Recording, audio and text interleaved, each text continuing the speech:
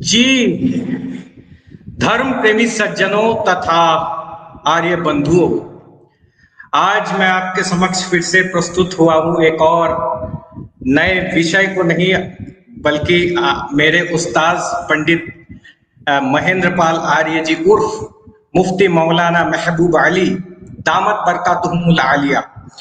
तो आज सरासर हमारे साथ पंडित जी जुड़ गए हैं, जो मेरे गुरु हैं और जिनसे मैं सीख करके मैं आपके सामने जो कुछ भी आज सुना रहा हूँ, जो बतला रहा हूँ, जो ज्ञान ऋषि दयानंद का जो मंतव्य है, वो मैंने अपने गुरु श्रीमान पंडित महेंद्र पाल आर्य जी के सानिध्य में ही मैंने उसको सीखा है।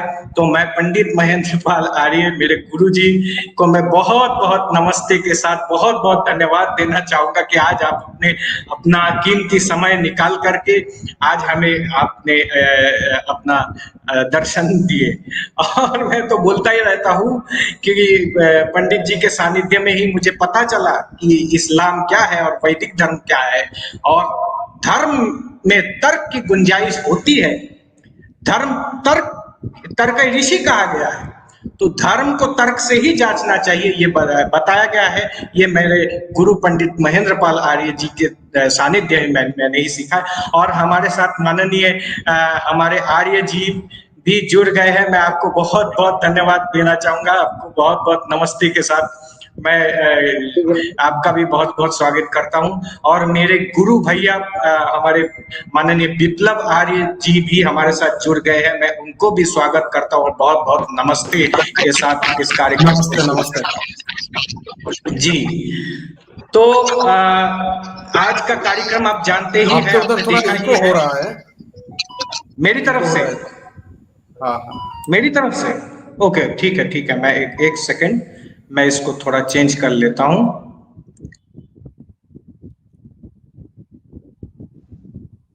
अब सही है? इको आ रहा है ना? अब सही है जी। तो मैं ज्यादा समय ना लेते हुए माननीय हमारे आचार्य जी को मैं ये सबसे पहला ये सवाल पूछना चाहूंगा, जो आज का विषय ही ये है कि पंडित जी ने इस्लाम को क्यों त्यागा। पहले इस कड़ी को देखेंगे, फिर वैदिक धर्म को क्यों स्वीकार किया, वो बात का विषय है। पहले पंडित जी से मैं ये गुजारिश करूंगा कि आप इस पर थोड़ा रोशनी डालिए। जी पंडित जी, माइक आप जी बहुत बहुत धन्यवाद है सभी महानुभावों को। आपने मेरे बहुत ही हृदय के निकट वास करने वाले भाई मगनलाल जी, मैं उनसे रिक्वेस्ट किया और मगनलाल जी का भी कहना है कि महेंद्र पाल जी के बाद इस मिशन को या मिशन के उत्तराधिकारी के रूप में संजीव पाल रॉय का ही नंबर है। ये मगनलाल जी का कहना है। और ऐसे ही आपने कर्नल सुरेश पाटिल साहब भी कहते हैं। ये वापस आ रहा है आवाज वापस आ रहा है? हाँ, मुझे वापस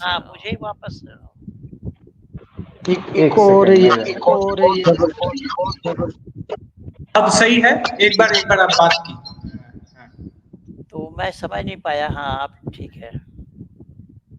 अब ठीक है? हाँ बस ठीक। आपका बहुत बहुत धन्यवाद है, शुक्रिया है। अपने इस पैनल में जुड़े माननीय प्रोफेसर विप्लव मंडल जी, जो आज 20 वर्षों से मेरे साथ जुड़े हुए हैं। परमात्मा की असीम अनुकंपा है। कुरान और हदीसों के बड़ी माहिर हैं। और मैंने एक बार यहाँ तक ऐलान किया संपूर्ण बंगाल के उलमाए दीन को, एक विप्लव मंडल को हरा दीजिए, मैं भी अपना हार मान लूंगा। तो ये सब बातें हुई हैं। आइए, आपने जो सवाल किया है, मैं आज उसी मुद्दे पर आ रहा हूँ। कुछ लोगों का ख्याल और विचार ये है कि महेंद्र पाल जी ने इस्लाम छोड़ा है, पर यह सच्चाई नहीं है। मैंने इस्लाम नहीं छोड़ा, बल्कि इस्लाम ने मुझे छोड़ा। और उसका कारण क्या है, वो एक एक करके मैं थोड़ा बहुत प्रमाण आप लोगों के सामने प्रस्तुत कर रहा हूँ, जिससे कि आप लोग अंदाजा लगा लेंगे। आज धरती पर जो लोग जानना चाहते हैं, जान करके मानना चाहते हैं, ऐसे जानकारों के लिए, ऐसे ज्ञानियों के लिए इस्लाम में कोई जगह नहीं है। मैं फिर रिपीट कर रहा हूँ। मैंने कहा कि इस्लाम में ज्ञानियों के लिए, जो कुछ जानना चाहता है कि भेद क्या है, आगे क्या है, इसके बाद क्या है, भेद जो जानना चाहता है, ऐसे लोगों के लिए इस्लाम में कोई गुंजाइश नहीं है। वहां कह दिया गया है, कुल्लु मा जाअ बिहि रसूल मिन इंदिल्लाह, रसूल ने जो बतलाया अल्लाह के तरफ से, उसे बगैर छानबीन किए हुए उसको मान लेना, तस्लीम करना, कबूल करना, स्वीकार करना। और इसको कहा गया इकरार बिल लिसान, तस्दीक बिल कल्ब, जुबान से इकरार करना और दिल से तस्दीक करना। तो ईमान के दायरे में ही ये सब आ जाता है। ईमान के दायरे में ही ये बांध दिया गया कि आमन्तु बिल्लाहि व मलाइकतिही व कुतुबिही व रुसुलिही वल यौमिल आखिर वल क़द्रि खैरिही व शर्रिही मिनल्लाहि तआला वल बास बादल मौत। ईमान लाता हूँ मैं अल्लाह पर और मलाइका पर, फरिश्तों पर, और उनके किताबों पर, उनके रसूलों पर। जबकि किताब भी 4 है, रसूल भी 4 है। जिन पैगंबरों पर अल्लाह ताला ने किताबें नाजिल की, उनको पैगंबर कम रसूल कहा जाता है।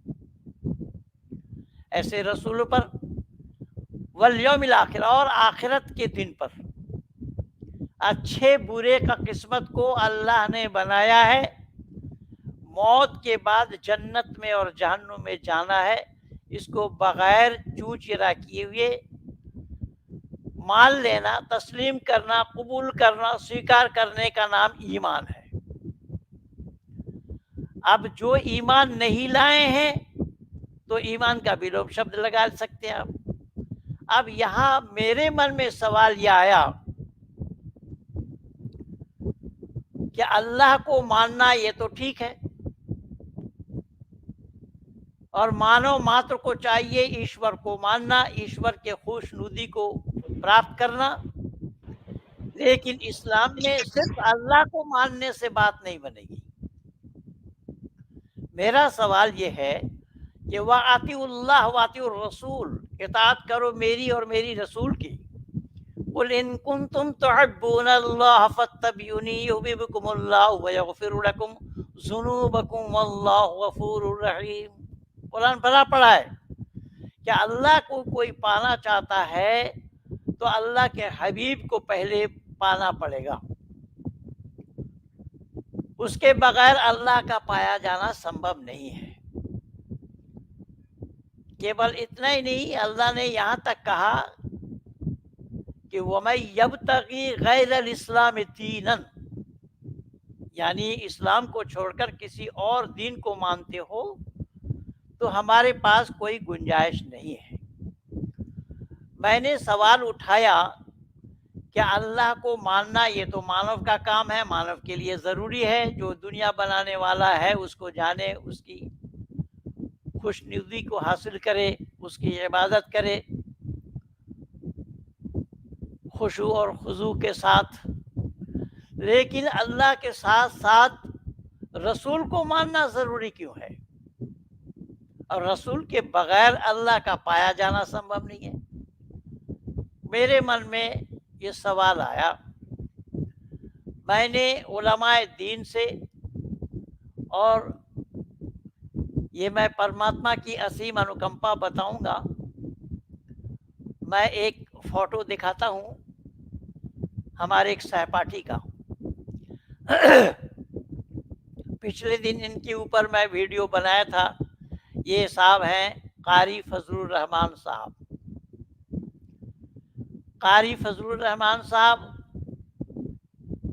इनका पैतृक घर है एडन हॉस्पिटल रोड में, कलकत्ता मेडिकल कॉलेज के पास ही, उसके दक्षिण दिशा वाले गली में। अब इन्होंने कहीं और बना लिया होगा तो मुझे मालूम नहीं। हम साथ पढ़ते रहे। इनके वालिद साहब का नाम है कारी अब्दुल कवी साहब। मैं इनके ऊपर वीडियो बनाया हूँ, आप लोगों को दिया हूँ। मैं यहाँ केवल दिखाने के लिए बोल रहा हूँ कि ये मेरे सहपाठी रहे।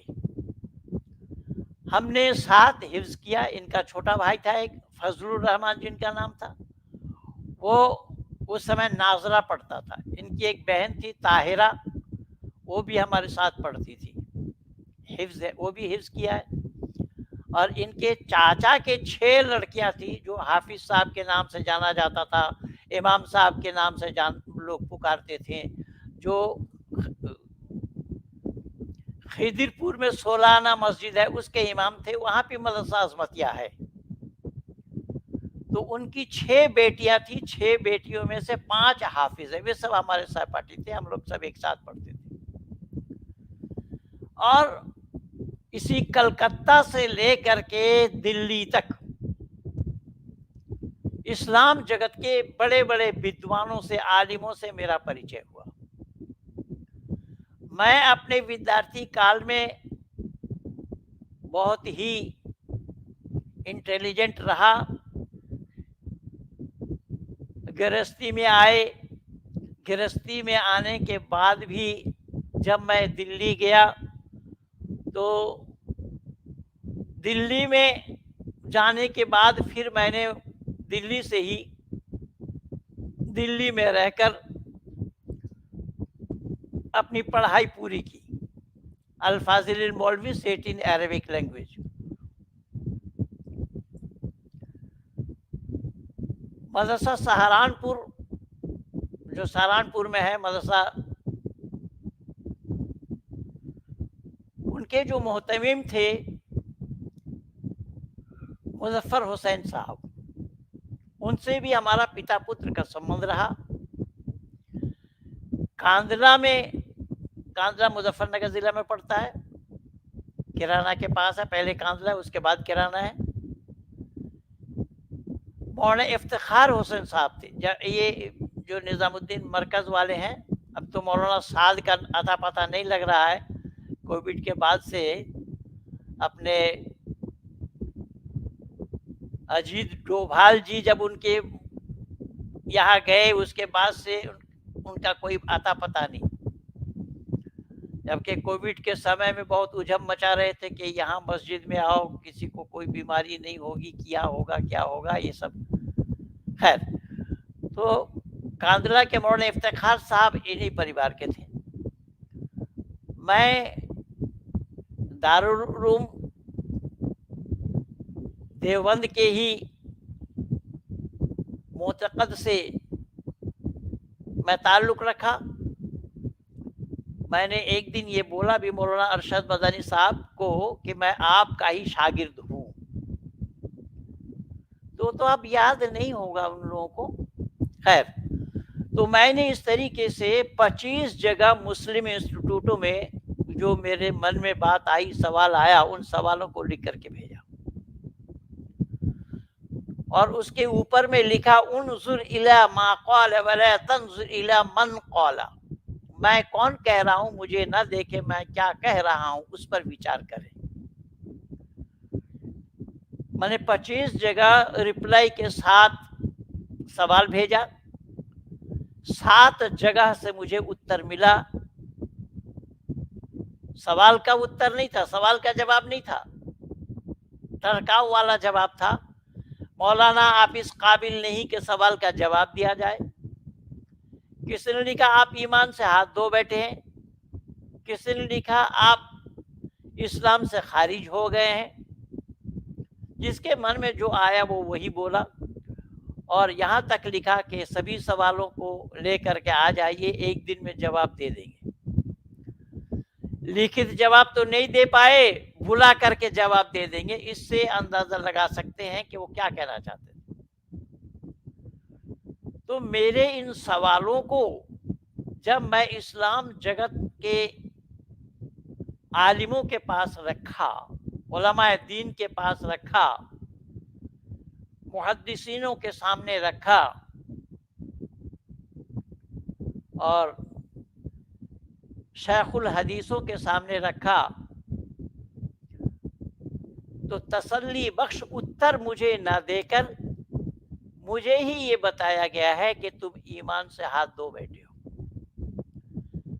संदीपन जी, आप बंगाल के हैं, आपको मैं बंगाल की एक घटना सुनाता हूँ, क्योंकि मेरी प्रारंभिक पढ़ाई जो थी वो बंगाल से थी। मैं रहने वाला कलकत्ता शहर का था। तो बंगाल में एक बहुत बड़े आलिम हुए हैं दक्षिण 24 परगना में, डायमंड हार्बर इलाके में, मौलाना मौला बख्श साहब, जो मदरसा बोर्ड के इंस्पेक्टर भी रहे, जो मुमताजुल मुहद्दिसीन में फर्स्ट क्लास फर्स्ट आए, गोल्ड मेडलिस्ट रहे, और जनरल क्वालिफाइड में एमए पास किया, होम्योपैथिक डॉक्टर भी थे।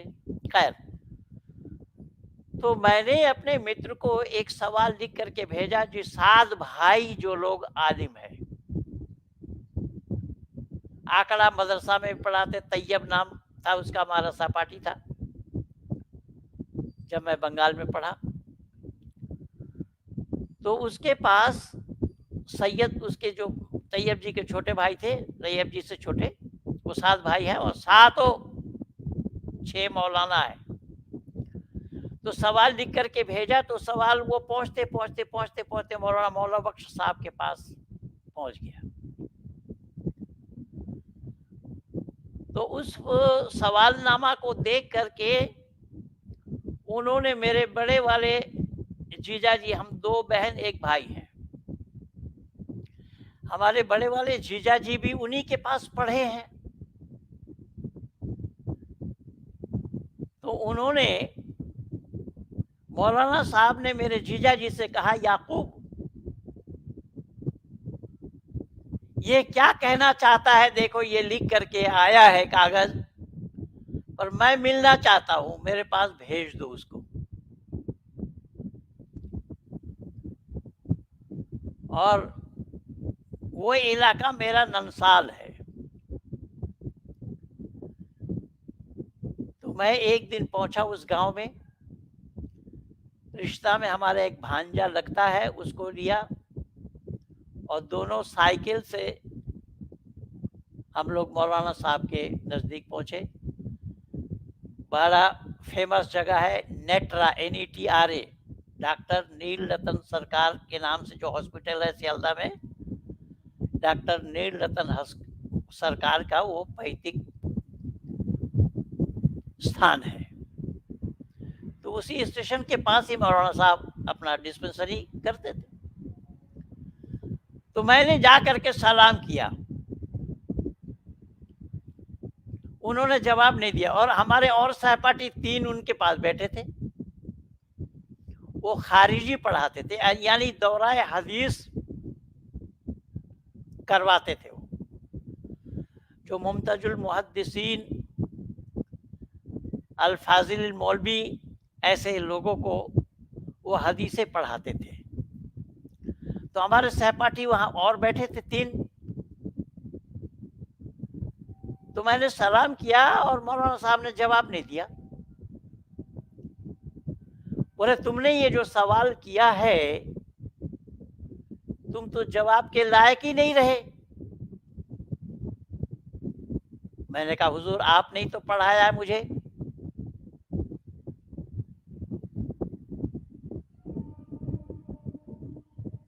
मा असाबक मिन हसनतिन फमिनल्लाह व मा असाबक मिन सय्यआतिन फमिन नफ्सिक व अरसलनाक लिन्नास रसूलन व कफा बिल्लाहि शहीदा। ये तो कुरान में ही अल्लाह ने जिक्र फरमाया है।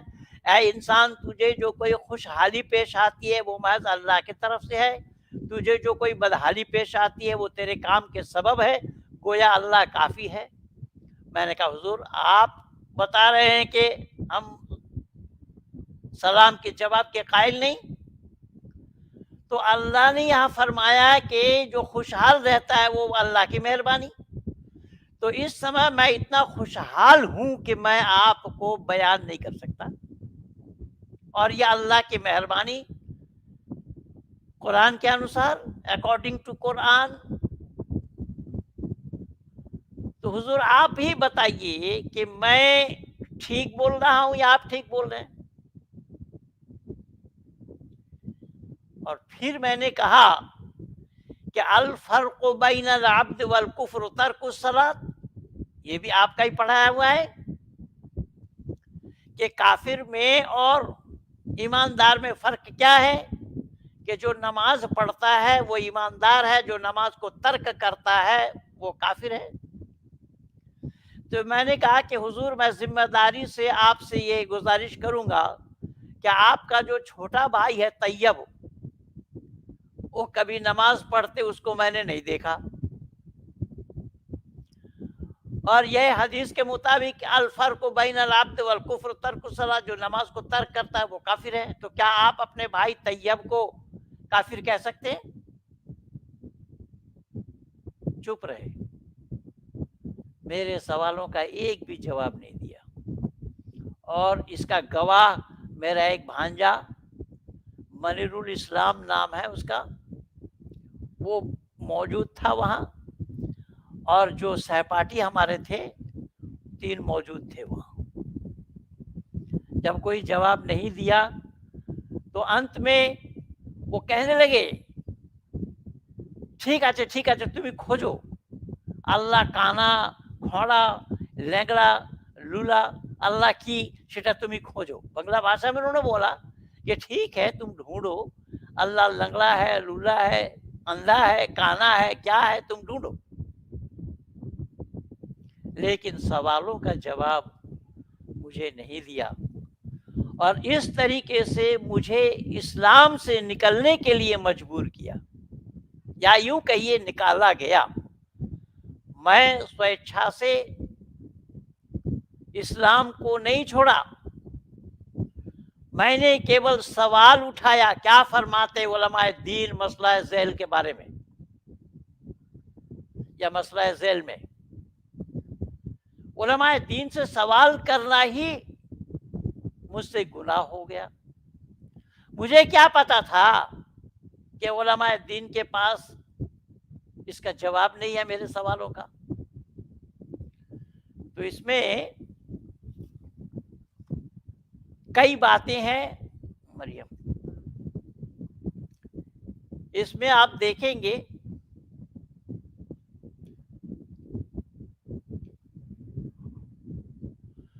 वज़कुर रहमत रब्बिका अब्दहू ज़करिया,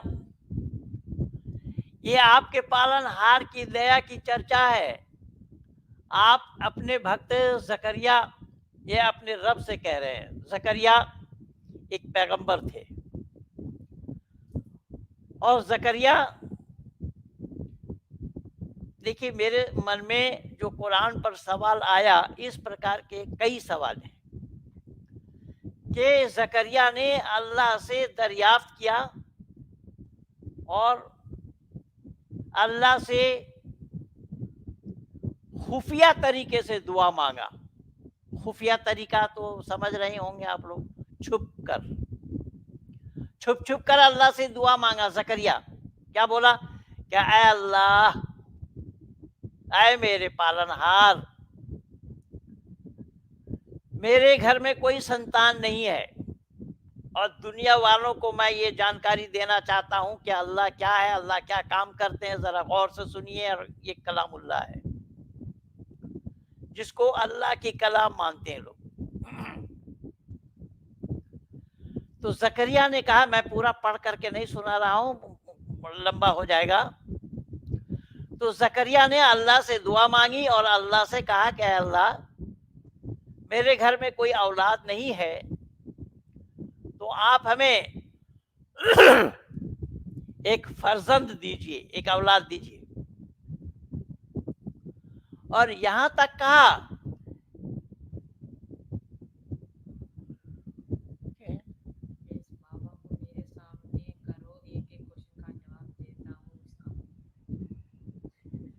भाई तुम्हारे सामने ही तो है, हम कमरे अलग जा करके बोल रहे हैं क्या? आओ सामने आओ, डिबेट करो। है कौन? वक्कास? वक्कास बोल रहा है? वक्कास? हाँ, जी जी दादा, वकास खान नीचे वक्कास, बैठे। नमस्ते वक्कास वो नमस्ते पंडित जी। बकवास खान। हाँ हाँ जी बकवास खान, सुन पहले ध्यान से सुन मेरी बातों को। वो हारा हुआ जकरिया है अल्लाह पंडित से जी कह हमसे। रहे हैं, जकरिया अल्लाह से क्या कहा? "ऐ अल्लाह, मेरी पत्नी बूढ़ी है और बांझ है, लेकिन संतान चाहिए।" अल्लाह उनको संतान देने का वादा करते। मेरे मन में ये बात आई कि ये अल्लाह का काम है संतान देना। ये पति पत्नी दोनों मिल करके संतान का उत्पत्ति करना, ये परंपरा है सृष्टि नियम का। केवल वही नहीं रुके, इसी के साथ साथ जकरिया की साली की बेटी मरियम, और ये सूरह मरियम यहीं से शुरू हुआ है, जो मैं एक आयत बोला केवल। उस मरियम को इस नादा रब्बहू निदाअन खफिया, जबकि उसने अपने पालनहार से विनय की, गुप्त विनय। देखिए बोला गुप्त विनय किया जकरिया ने। और रब्बी इन्नी वहना अल अज़्मु मिन्नी व अशअला रसूला शैबन वलम अकुन बिदन आबिदका रब्बिका शकिया रब्बी शकिया। उसने कहा रब्बी कि मेरे शकिया। रब्बी शकिया, उसने कहा कि मेरे पालनहार, मेरी अस्थियां निर्बल हो गई, बूढ़े से बाल सफेद हो गया, तथा मेरे पालनहार कभी ऐसा न हुआ कि मुझसे प्रार्थना करके निष्फल हुआ हूँ। तुझसे प्रार्थना करके कभी भी निष्फल नहीं हुआ, इसलिए मैं प्रार्थना कर रहा हूँ। वइन्नी खिफ्तुल मवाली मिन वराई मवालिया मिन वराई व कानत इमराती आकिरun फहब लि मिन लदुनका वलिया। और तुझे अपने भाई बंदों से भय है। और क्या है? कि मुझे अपने भाई बंदों से भय है कि अपने मेरे मरने के पश्चात मेरी पत्नी बांझ है, अतः मुझे अपनी और अपनी संपत्ति, अपने अधिकार से वो हमें वंचित ना कर दे। अल्लाह ने दुआ कबूल कर ली, अल्लाह ने दुआ कबूल कर ली। और यहाँ ये बात स्पष्ट हो गया, बांझ है, मेरी पत्नी बांझ है, बूढ़ी है। लेकिन मैं पूछना चाहता हूँ इस बकवास से कि बांझ किसको कहा गया? अल्लाह को पूछ कर क्या एक बांझ का उत्तर दे दे। बांझ किसको बोला गया है? बांझ दुनिया में लोग उसे कहते हैं कि जो महिला कभी संतान उत्पन्न न कर सके, जो महिला कभी संतान जन्म ना दे सके, उसका नाम बांझ है। लेकिन अल्लाह को पता नहीं कि बांझ महिला को भी दे रहा है। और एक नहीं, वो इब्राहिम के साथ भी ऐसा ही हुआ। ईसा के साथ हुआ पंडित जी? नहीं, इब्राहिम के साथ हुआ था। ईसा का तो प्रकरण दूसरा। ईसा के साथ भी तो बड़ी लंबी कहानी है, वो आ रहा हूँ मैं, आहिस्ता आहिस्ता आऊंगा, समय दीजिए थोड़ा। जी जी। यानी बांझ महिला, इब्राहिम की पत्नी सारा बीबी भी बांझ महिला थी। मैं यहाँ बाज की चर्चा कर रहा हूँ। जी जी जी। और वो भी बूढ़ी थी। जब फरिश्ते वहां लूत के कौम को तबाह करने के लिए इब्राहिम के घर पहुंचे, तो फरिश्तों को देख करके इब्राहिम ने एक बछड़ा ज़बह किया उनके मेहमान नवाजी के लिए। उस गोश्त को बनाया, जब खाना परोसा तब उन लोगों ने कहा कि हम लोग तो फरिश्ते हैं, हमें खाने की जरूरत नहीं। मैं पूछना चाहता हूं उन अकल के दुश्मनों से कि जब बछड़ा को काटा जा रहा था उस समय अगर कहता तो बछड़े का जान बच गया होता ना? उस समय क्यों नहीं कहा कि हम लोग फरिश्ते हैं, हमें खाने की जरूरत नहीं है? उस समय अगर कह दिया होता तो बछड़े को ज़बह करना नहीं पड़ता। अब वहां से जाते समय सारा बीवी को बोल रहे हैं फरिश्ते कि तुम्हारे पेट में बच्चा होने वाला है। सारा बीवी कह रही है कि मैं बांझ हूं, मैं बूढ़ी हूं, मेरे खाविंद भी बूढ़े हैं, मेरे कैसे संतान हो जाएंगे? वो संतान होंगे। उसका नाम भी बता दिया, इसहाक। संतान अभी जन्म नहीं लिया, उसका नाम इसहाक बता दिया। और उस इसहाक के जन्म घर में भी एक जन्म लेगा, याकूब नाम होगा। ये सब किंवदंती है कुरान का। ये है किस्सा। नहनु नकुस्सु अलैका अहसनल क़सस बिमा औहैना इलैका हाज़ल कुरआन व इन कुन्त मिन क़ब्लिही लमिनल गाफ़िलीन। ये सूरह यूसुफ में बताया। और यूसुफ वाली घटना तो और भी मजेदार है।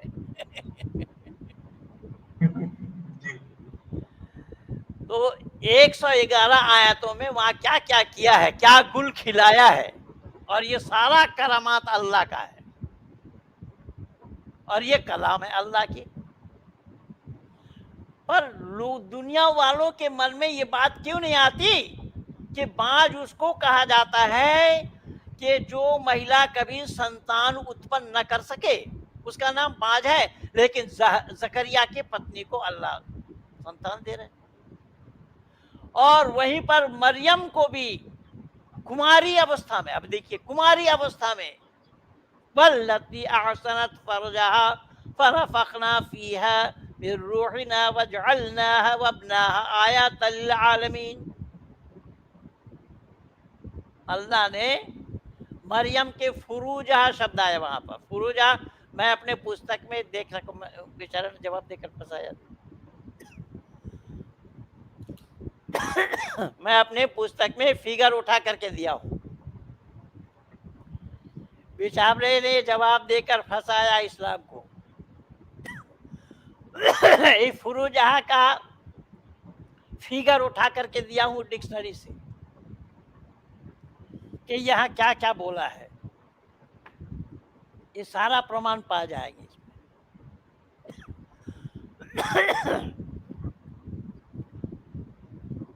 तो फूंक मारने से कभी किसी महिला का संतान होना संभव है? अगर कोई कहे कि हिंदुओं के पास भी है, मैं हिंदू नहीं हूं, पहले सुन लो। मैं वैदिक धर्मी हूं, मैं वेद का अनुयायी हूं, ऋषि दयानंद के शैदाई हूं, ऋषि दयानंद के मंतव्यों का जानकार हूं, इसलिए हमारी मान्यता यह नहीं है।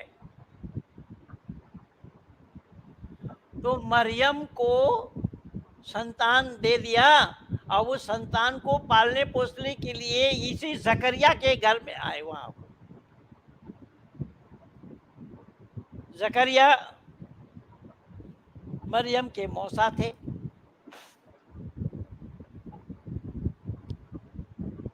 बांग्ला भाषा में जिनको मेशो कहा जाता है, मेशो के मतलब मिलाओ।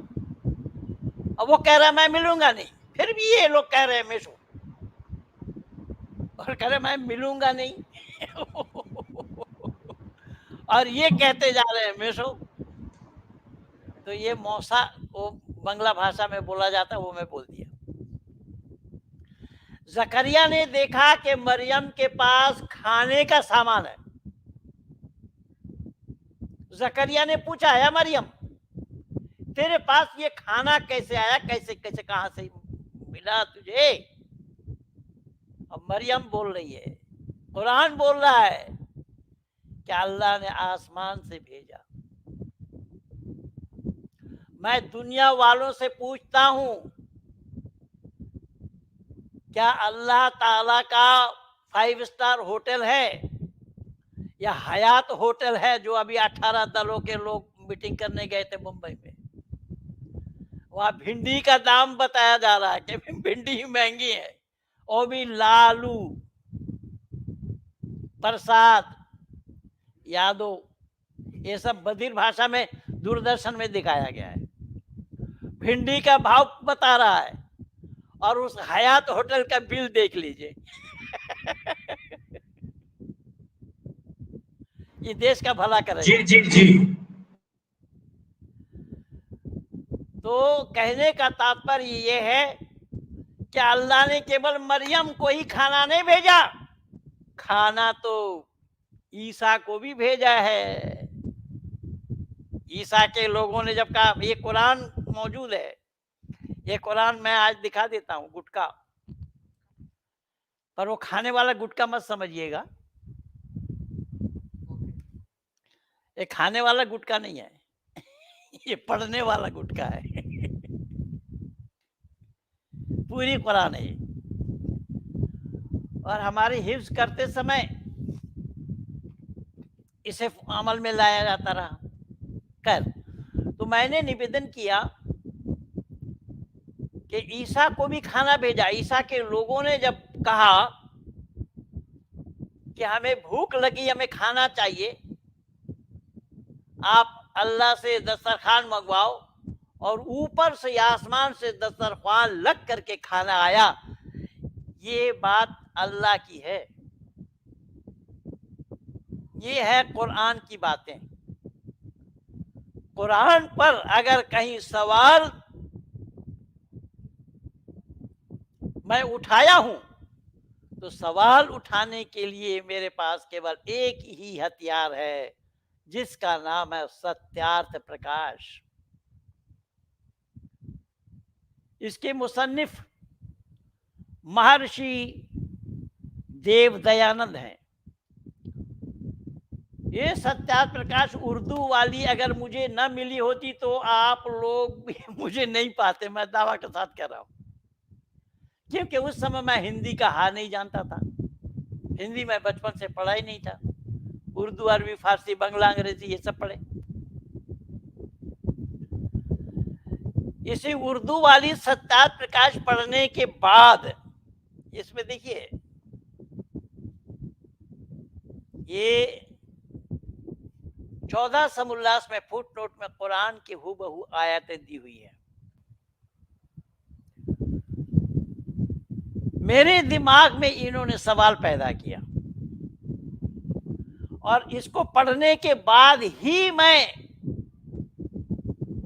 लिख लिख करके भेजा 1983 में। तो 1983 में मैं मौलवी की हालात में रामलीला मैदान में आर्य समाजियों का एक कार्यक्रम हुआ, पर वो कार्यक्रम था अग्निवेश ग्रुप का, ग्रुप वालों का। प्रोफेसर राम विचार जो बहादुरगढ़ हरियाणा में रहते रहे, उनका वक्तव्य सुना, या अय्युहन नबी जिहादल कुफ्फार वल मुनाफिकून वगलुद अलैहिम, उन्होंने कुरान पढ़कर सुनाया। और ये प्रोफेसर राम विचार जी के लिए मैं बता देता हूं, आज कुछ तो ऐसे हैं जाहिल अपढ़, जो लोग महेंद्र पाल के लिए ये कह रहा है कि महेंद्र पाल कुरान का पंडित है, कुरान आर्य समाज के मंच पे कुरान सुनने में तुम्हें शर्म नहीं आती, ये बोल रहा है, जो कुरान का कोई जानता नहीं है। प्रोफेसर राम विचार 1983 में मुझे यह आयत पढ़ करके सुनाया मंच से, मैं तो नीचे था। या अय्युहन नबी जिहादल कुफ्फार वल मुनाफिकून वगलुद अलैहिम, क्या नबी तुम्हें ताकीद करते मुनाफिक और काफिरों के खिलाफ लड़ो। उस कार्यक्रम में चौधरी चरण सिंह जी भी थे। चौधरी चरण सिंह जी 1.5 घंटा बोले, खड़े खड़े बोले। उन दिनों में मैं उनको देखा, मैं 3 प्रोग्राम में रहा उनके साथ। तो प्रोफेसर साहब जब नीचे आए, मैंने उनसे सवाल किया कि साहब आप कुरान कैसे सीखा। उस समय मैं था मौलवी के हालात में, मैं इमाम के हालात में ही मैं गया था। गुरुकुल इंद्रप्रस्थ में हमारे मित्र कृष्णपाल सिंह जी ने मुझे दावत दी थी। ये सत्याप्रकाश उनके माध्यम से मिला था, या उन्होंने जब मेरे विचारों को सुना वो मुझे गुरुकुल इंद्रप्रस्थ बुलाए। तो गुरुकुल इंद्रप्रस्थ में आने के बाद वो कार्यक्रम चल रहा था, नवंबर का महीना था, नवंबर के प्रथम सप्ताह द्वितीय सप्ताह में वो कार्यक्रम था। तो प्रोफेसर राम विचार जी से जब मैंने ये सवाल किया कि साहब, प्रोफेसर साहब आप बराए मेहरबानी ये बताइए कि आप कहाँ से कुरान सीखे, और मैं आज इन तथाकथित आर्य समाजी जिनको मैं रट्टू तोता कह रखा हूँ, उन्हें भी ये बात ध्यान में रखना चाहिए। वो प्रोफेसर राम विचार जी जब पाकिस्तान में थे तो भागे नहीं थे, उन्होंने इस्लाम कबूल कर ली थी, इस्लाम स्वीकार कर लिया था। कई वर्ष तक इस्लाम में बने रहे। जब फिर पाकिस्तान से वापस आए फिर राम विचार बने। इन आर्य समाज का इतिहास इन जाहिलों को थोड़ा ही पता है कि आर्य समाज ने कितने विद्वान दिए हैं अरबी, उर्दू, फारसी के। पंडित लेखराम जी को पढ़ता हूं तो मुझे डिक्शनरी साथ रखना पड़ता है, ऐसे ऐसे शब्द उसमें हैं। पंडित चमुपति एमए को पढ़ता हूं तो डिक्शनरी साथ रखना पड़ता है। पंडित गंगा प्रसाद उपाध्याय जी को पढ़ता हूं, वहां पर भी बात यही है। पंडित शांति प्रकाश जी के साथ मैं बहुत वर्षों तक प्रचार किया हूं। पंडित लेखराम जी भी कुरान के अच्छे वक्ता थे। मेरे गुरुजी अमर स्वामी जी कुरान के जानकार थे। खैर, इस तरीके से मैंने प्रोफेसर राम विचार जी से जब पूछी ये बातें तो उन्होंने मेरे शक्ल सूरत को देख करके कहने लगे कि साहब मैं आप जैसे लोगों से सीखता हूँ, आप जैसे आलिमों से, मौलवियों से सीखता हूँ और सुनाता हूँ, आप भी सुनाइए हमें कुछ। तो मैंने उनसे पूछा, बताया कि मैं सत्यार्थ प्रकाश नामी एक किताब पढ़ा। उस समय तक मुझे ये पता नहीं था कि सत्यार्थ प्रकाश इन्हीं लोगों का है इसी संस्था की है।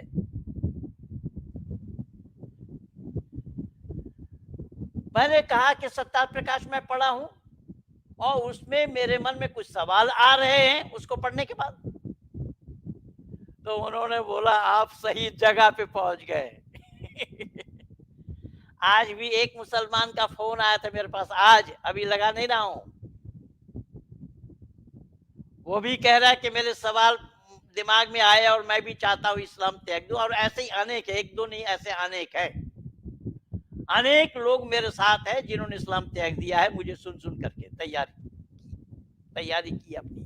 कर तो प्रोफेसर राम विचार जी ने कहा कि साहब आपको सत्यार्थ प्रकाश हाथ लगी तो बस आप सही जगह पहुंच गए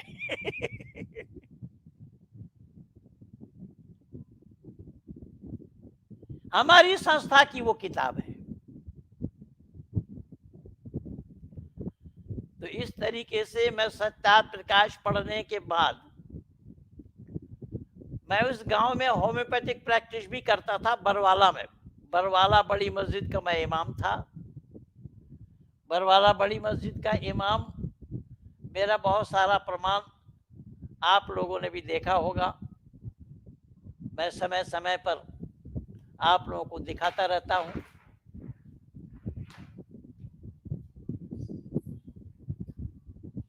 और ये नसोली बरवाला कहिए, बावली बरवाला कहिए। बावली सबसे बड़ा गांव है उत्तर प्रदेश का, पूरा जाटों का गांव है। जाट लोगों का ही निवास स्थल है। उस गांव में मदरसा, मुसलमान भी हैं, उस गांव में मदरसा है। वो मदरसा वाले भी मुझे हर मीटिंग में बुलाते थे, बुलाते रहे हैं, वो सब प्रमाण मेरे पास मौजूद है। खैर, तो उसी नसोली के ही हैं डॉक्टर सतपाल सिंह, जो कमिश्नर थे पहले, अब बागपत जिला के जो एमपी हैं, उनका गांव नसोली है, मैं था बरवाला। नसोली और बरवाला दोनों एक नाम से ही पुकारा जाता है। तो जब मैंने ये सब वहां रहते हुए सवाल किया, देखिए ये मैं आप लोगों को दिखाई देता हूं।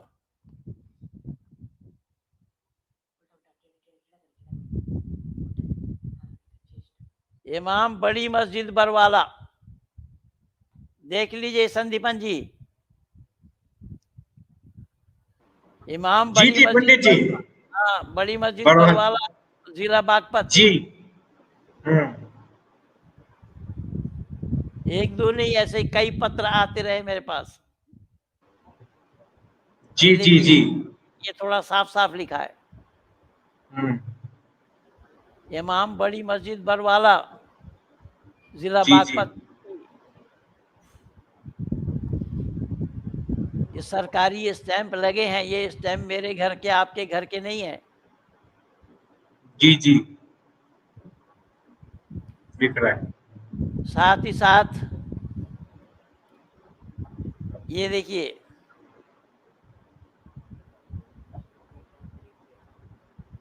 मैं खड़ा बोल रहा हूं माइक में। जी। मौलवी महबूब की अली के शुद्धि का एक दृश्य,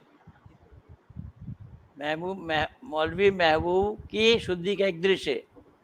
डेट इसमें लिख रखा हूं क्या है? 18/11/1983 का। और ये फोटो भी मैं दिखा देता हूं। ये देखिए, उस शुद्धि का दृश्य है ये। लेकिन आज 40 साल हो गया है, मैं सबको सजा करके रखा हूं, फिर भी कुछ मिसप्लेस हो गया है। ये देखिए, यज्ञ करते समय जल सिंचन करते हुए,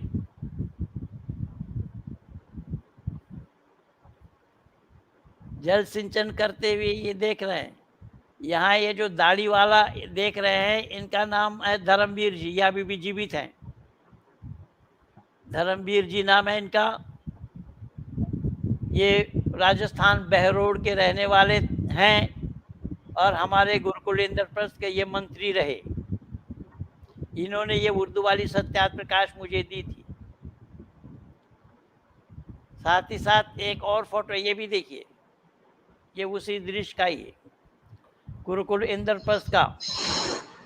जब मैं इसी गांव में, जिस गांव में मैं इमाम था, उसी गांव के इंटर कॉलेज में ये कार्यक्रम हुआ और हजारों नर नारियों के बीच में मैंने ये उपनयन धारण किया। और मैं अपने पहला वक्तव्य में ये कहा कि मैं धर्म नहीं बदल रहा हूं, धर्म मनुष्य मात्र का एक है, धर्म का बदला जाना संभव नहीं है, मैं समाज बदल रहा हूं। मुस्लिम समाज अंधविश्वासी लोगों का समाज है। मैं पढ़े लिखे लोगों के साथ गुजारना चाहता हूं।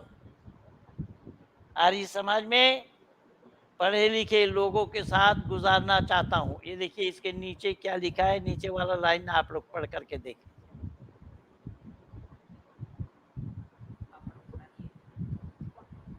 मुझे थोड़ा और पास कर दीजिए, थोड़ा और पास कर दीजिए। हाँ जी। मेरठ के इमाम ने, क्या नाम है, सपरिवार इस्लाम का त्याग कर अपने पूर्व जो के वैदिक धर्म में प्रवेश किया। चित्र में शुद्धि के पश्चात महेंद्र पाल सिंह नाम ग्रहण करके ये इस पर उपस्थित जनता, थोड़ा ऊपर कीजिए, थोड़ा सा ऊपर, हाँ हाँ, और जनता को संबोधित कर रहे हैं। हाँ, वही खड़ा ये खड़ा खड़ा बताए। कर। इसमें स्वामी शक्तिवेश जी हैं और कई सन्यासी यहाँ बैठे हैं। मैं कोई बना करके नहीं बोल रहा हूँ, ना मैं बना करके बोला हूँ अब तक। मेरा सारा प्रैक्टिकल किया हुआ काम है, खुली किताब है। मैं जो कुछ भी हूँ सबके सामने हूँ। तो मैंने निवेदन किया कि इसी दिन ही मैं गुरुकुल इंद्रप्रस्थ में आ गया। गुरुकुल इंद्रप्रस्थ में रहने लगे अपने बच्चों के साथ। गुरुकुल इंद्रप्रस्थ में मैं हिंदी अक्षर बना बना करके आ ई ऊ सीखा। हमारे एक मित्र थे प्रतापगढ़ जिला के रहने वाले, यूपी के, जिनका नाम है राधेश्याम त्रिपाठी। कुंडा के पास के गांव का एक रहने वाला है। राधेश्याम त्रिपाठी ने मुझे हिंदी सीखने में सहायता की। हिंदी और संस्कृत मैं इधर आकर के सीखा हूँ। मेरे परिवार में कभी कोई हिंदी पढ़ा ही नहीं, संस्कृत तो दूर की बात। तो ये मैं अपनी बात, अपनी घटना इस तरीके से बोला हूँ। मैं जो सवाल उठाया कुरान पर, उन सवालों का जवाब इन लोगों के पास नहीं है। ये जनाब जो कह रहे हैं हिंदुइज्म एंड इस्लाम, इसको मैं घेरा 2003 से लेकर के ये 2004 के 1 जनवरी में एक सेमिनार किया था आज़ाद पार्क बम्बई में। उसमें मुझे बुलाया था, निमंत्रण दिया बाकायदा। मैं उन दिनों में पहाड़गंज आर्य समाज में एक पत्रिका निकलती थी, जिस पत्रिका का मैं संपादक था। ऋषि सिद्धांत रक्षक पत्रिका का नाम था। खैर ये बहुत बाद में आया ये। तो मैंने कहने का तात्पर्य ये है कि मैंने संपूर्ण इस्लाम जगत को, इस्लाम जगत के विद्वानों को टटोलने का प्रयास किया, उनसे जानने का प्रयास किया कि सवालों का जवाब क्यों नहीं है। मेरे सवालों का जवाब आज तक न दे पाए और ना देना संभव है। मैं कयामत तक समय दे रखा हूं। मेरा सवालनामा में यही लिखा, इस्लाम जगत के विद्वानों से कतिपय प्रश्न सही जवाब मिलने पर इस्लाम स्वीकार। जब ये सवाल का जवाब नहीं दे पाए, मुशफिक सुल्तान ने उल्टा और सवाल कर दिया। उस मुशफिक सुल्तान को मैं ये लिखा, बेचारे ने जवाब देकर फंसाया इस्लाम को। जैसा उदाहरण के रूप में कुरान गवाह है, कुरान साक्षी है। अल्लाह ताला ने हजरत आदम को बड़े अरमान से बनाया और आदम के मन लगने के लिए अल्लाह ने आदम से आदम पत्नी को बनाया। अब ये जो लोग ये अपने को अक्लमंद कहते हैं, पर अक्लमंद है ये, इसमें कोई संदेह नहीं है। मंद अकल वाले हैं। ये सोचने के लिए तैयार नहीं है कि पुरुष में से स्त्री का बनना क्यों कर संभव होगा, बिना हॉस्पिटल के, बिना दवा दारू के, बिना मलहम पट्टी के, बिना किसी इंस्ट्रूमेंट के। और ये सब काम अल्लाह कर रहे हैं। पता ये लगा कि अल्लाह महिला बनाना नहीं आता अल्लाह को। तो यही कारण बना, जब अल्लाह को महिला बनाना नहीं आता, इसीलिए जन्नत में अल्लाह ने महिलाओं को कोई स्थान नहीं दिया है। यानी जन्नत में तो जाएंगे, लेकिन हूर गिल्मा ये तो सब पुरुषों को मिलेगा। अदाई का अनाबम व कवाई व तुराबम व कातन दियाका, ला यस्माऊना फीहा लगवन वला किज़्ज़ाबा, ये सब हैं। व अज़वाजुम फी ज़िलालिम अलल आराइक मुत्तकिऊन लहुम फीहा फाकिहतुन व लहुम मा यदऊन, ये सब है कुरान में। लेकिन औरतों के लिए कोई बशरत अल्लाह की दी हुई नहीं है। तो आदम से आदम पत्नी को बना दिया, और भी बायां पसली की हड्डी से। और इस्लाम वाले मानते हैं दायां पसली के बजाय बायां पसली की एक हड्डी कम है, क्योंकि इसके पत्नी को जोड़ी को बनाया। तो मैं अपने सवाल किया कि जिनके पास 4 पत्नी है, वह खिफ्तुम अल्ला तुक़सितू फिल यतामा फन्किहू मा ताबा लकुम मिन निसाइ मसना व सुलसा व रुबा। अगर देखते हो मातृ पितृहीन लड़कियों के साथ सुविचार नहीं कर पाएंगे, अपने पसंद के मुताबिक निकाह करो, 2-2, 3-3, 4-4। और जिनके पास 4 पत्नी है, उनकी हड्डी कितनी कम है, कितना कम होना चाहिए, ये दुनिया वाले पूछेंगे कि नहीं। जब एक हड्डी से एक पत्नी को बनाया, तो 4 हड्डी जो बने हैं, हमारा देखा देखी हम हमारा आंखों देखा हाल हमने देखा है। 4 पत्नी, ये फुरफुरा शरीफ के पीर साहब के थे, छोटा पीर जो था, छोटे भाई जो थे, इनको 4 भाई को में जुल्फिकर अली सिद्दीकी, ये उन्हीं का ही पोता पोता लोग हैं जो ये इलेक्शन लड़ रहे हैं, जो ये क्या नाम पार्टी का बनाया है,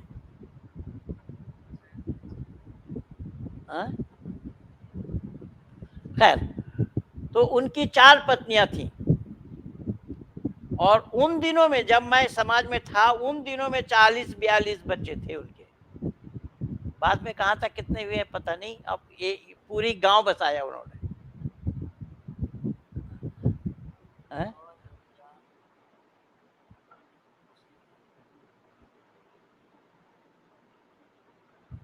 ऑल इंडिया मजलिसे इत्तेहादुल मुस्लिमीन नहीं, ये तो ऑल इंडिया मस्जिद इत्तेहादुल मुस्लिमीन तो उनका है, असदुद्दीन ओवैसी का।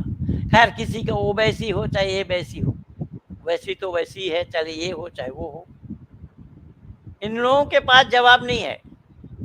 तो कहने का सेकुलर फ्रंट अच्छा, सेकुलर फ्रंट, ये सीपीएम वालों के साथ मिल करके बनाया होगा ना, इनका कमेंट है, समर्थन है, पता नहीं कुछ भी हो, कैसा भी हो।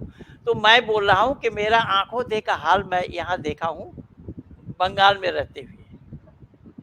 फुरफुरा शरीफ के छोटा हुजूर जो थे जुल्फिकर अली सिद्दीकी साहब, उनकी 4 पत्नियां थीं।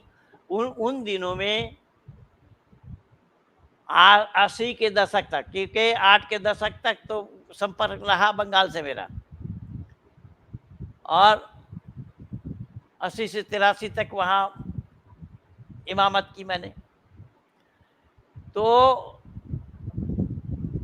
उन दिनों में 40-42 संतान थे उनके। बाद में कितने क्या हुए हैं मुझे मालूम नहीं। खैर, कुछ भी हो वो उनका। पर मैं ये बताता हूँ, मैं मूर्खतापूर्ण बातें कह रहा हूँ। ये वही इनाम, ये संदीपन जी, ये वही है, हाँ यही वही है जो यहाँ पे आकर के हारा है इसी चैनल में, जो ये हार करके जाता है। जवाब जी, बेईमान है और ईमान बता रहा है। मूर्खतापूर्ण बातें मैं कर रहा हूँ, मैं तो प्रमाण दे रहा हूँ, नालायक मूर्ख कहीं का। मैं प्रमाण दे रहा हूँ, पता करके आया वहां से, मैं सही बोल रहा हूँ या झूठ बोल रहा हूँ। पर ये बता, ये बातें अगर सही है तो अल्लाह ने आदम को बिना चीर फाड़ किए हुए, बिना हॉस्पिटल, बिना नर्सिंग होम गए बिना स्त्री को कैसे बना दिया। और कमाल की बात है इसमें, देखिए, मैंने सवाल उठाया कि या अय्युहर रूह उदखुल फी हाज़िहिल जसद, या आदम के रूह में, आदम के शरीर में अल्लाह ने रूह फूंकी, लेकिन बिना रूह के हवा कैसे बनी? कौन आ रहा है? ईमान आए चाहे इमाम आए, इमाम आए चाहे ईमान आए, यहाँ तो प्रमाण मिल रहा है कि अल्लाह ने आदम के शरीर में, नाक में रूह फूंका था। या अय्युहर रूह उदखुल फी हाज़िहिल जसद, ये पुकार कर, लेकिन हवा में रूह कहाँ से फूकी, कब कैसे फूकी, कहाँ डाला, नाक में या कान में, और बिना रूह के हवा कैसे जिंदा हुई और कैसे वो बनी रही। सवालों के घेरे में है, मैं खाता खोलने नहीं दिया हूं, न दूंगा। इसलिए मैं निवेदन कर रहा हूं,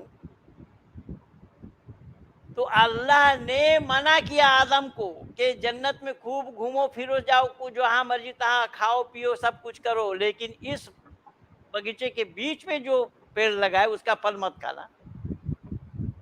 उसके फल रहे हैं, और फल खाना मत। काहे का, वो किस चीज का फल था, काहे का? नहीं, वो पंडित जी, फल खाने की बात तो नहीं आई, लेकिन वहां शर्म कहा खुल गए, ये बात आई है। नहीं, फल खाने के लिए मना किया। जी जी जी। तो मना किया। अब वो शैतान ने जा करके बहकाया वहां हवा को, और हवा खाई और अपने खाविंद को भी खिला दी। अल्लाह को पता लगा तब, अल्लाह सर्वज्ञ नहीं है।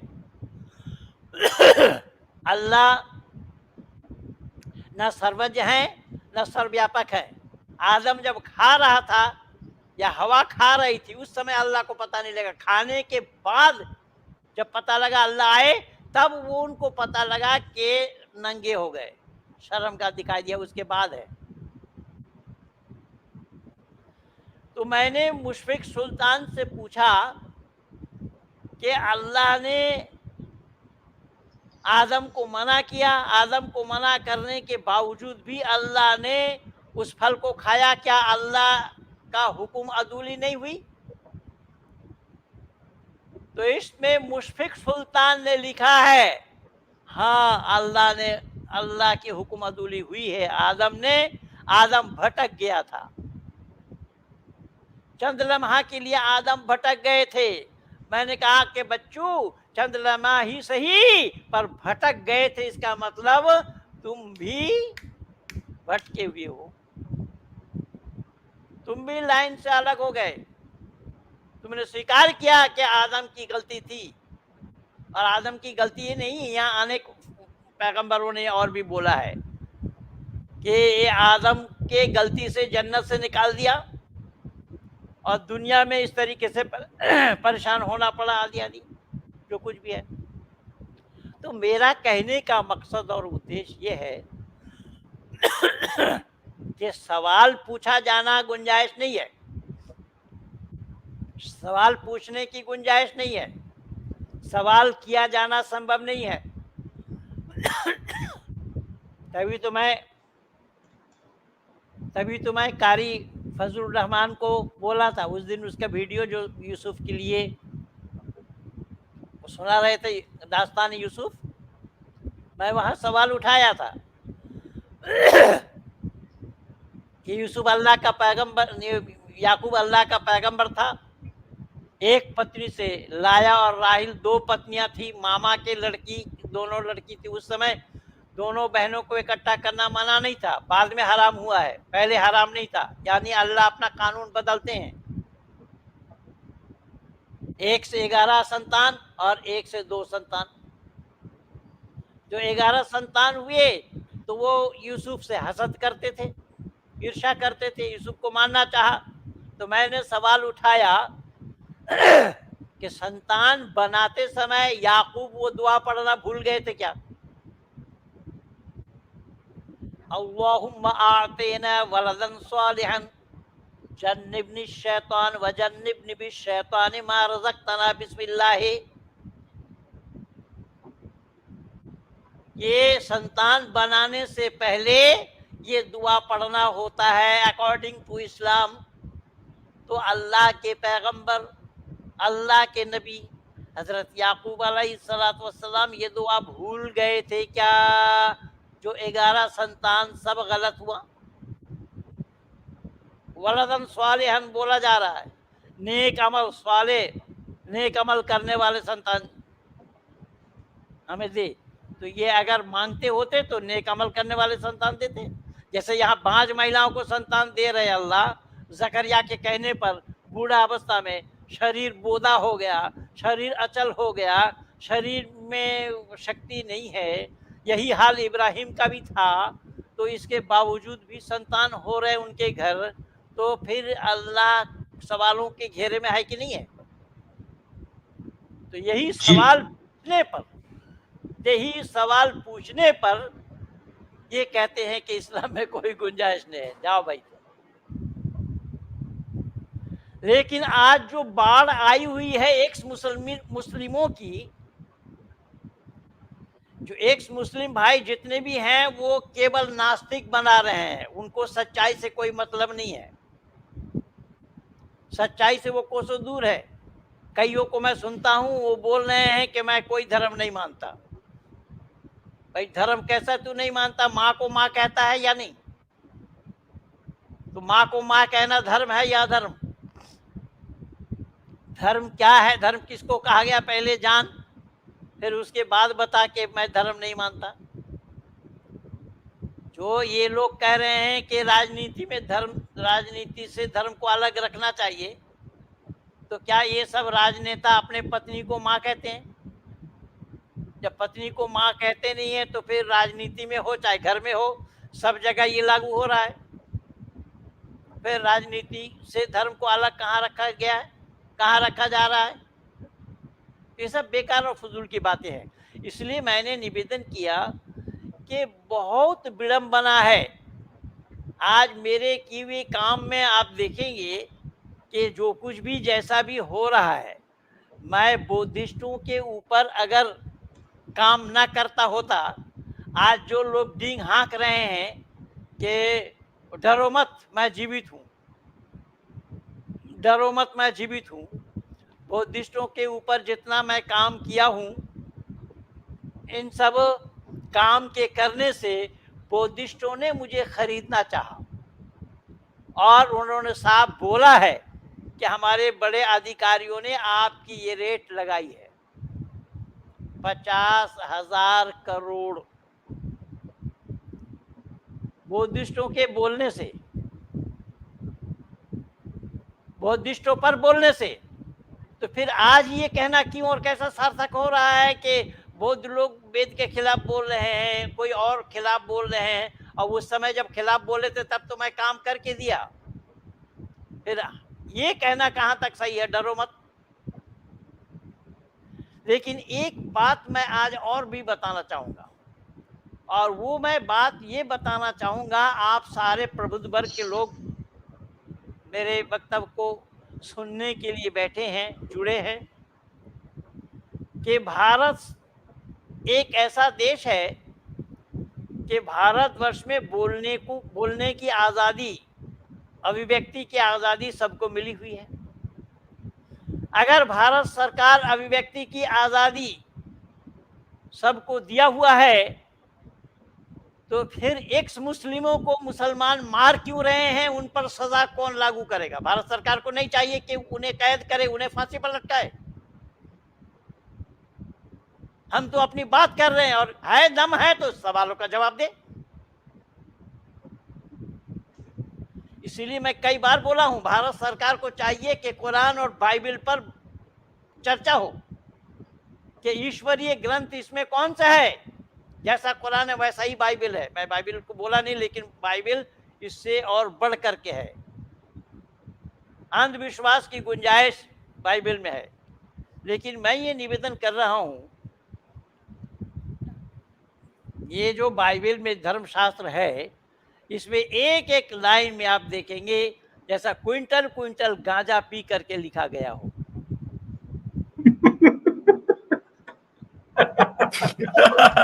सत्य वचन पंडित जी, सत्य वचन। अल्हम्दुलिल्लाह। और आप लोगों ने देखा होगा, मैं जो पादरी कैरी जो मेरा हाथ जोड़ रहा है, पांव पड़ रहा है, गिड़गिड़ा रहा है, ये सारा वीडियो तो लगा हुआ है।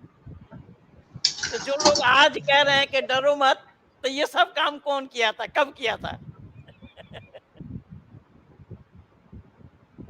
कितना बड़ा दुर्भाग्य है कि सत्य को स्वीकार किए बिना केवल डिंग अभी एक शास्त्रार्थ के लिए भरत झुंझुनवाला से शास्त्रार्थ करने के लिए उनको बुलाया गया था, लिखित मना किया, नहीं जाएंगे, ये हमारा विषय नहीं है, महेंद्र पाल को ले जाओ।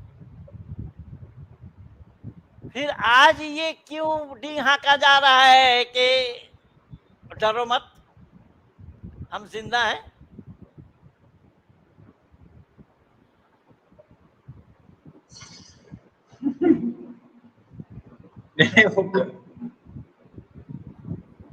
गांजा जी। नहीं पीते, ये बाइबल देता हूँ, ये कह रहा है मैं गांजा नहीं पीता। अब देखिए ये गांजा गांजा कैसा पिया है, देखिए दादा का डायलॉग दे बाइबल देता हूँ। आदि में परमेश्वर ने आकाश और पृथ्वी की सृष्टि की। गौर से सुनना, गांजा पिया है कि अफीम पिया है या चरस पिया है, ये इस किताब से पता लगेगा। पहला शब्द क्या आया है? पहला शब्द आया है सृष्टि का वर्णन। आदि में परमेश्वर ने आकाश और पृथ्वी की सृष्टि की, और पृथ्वी बेडोल और सुनसान पड़ी थी, और गहरे जल के ऊपर अंधेरा था, तथा परमेश्वर का आत्मा जल पर मंडरा रहा था। तब परमेश्वर ने कहा उजियाला हो जा, तो उजियाला हो गया। और परमेश्वर ने उजियाला को देखा, अच्छा है। और परमेश्वर ने उजियाला को अंधियारा से अलग किया, और परमेश्वर ने उजियाला को दिन, अंधेरा को रात कहा। तथा सांझ हुई, फिर भोर हुआ, और फिर एक दिन हो गया। आकाश और पाताल को यहाँ चौथा दिन में बनाया, सूरज को बताया है। तो आकाश को तो पहले ही बोल दिया कि आकाश बनाया पहले परमात्मा ने।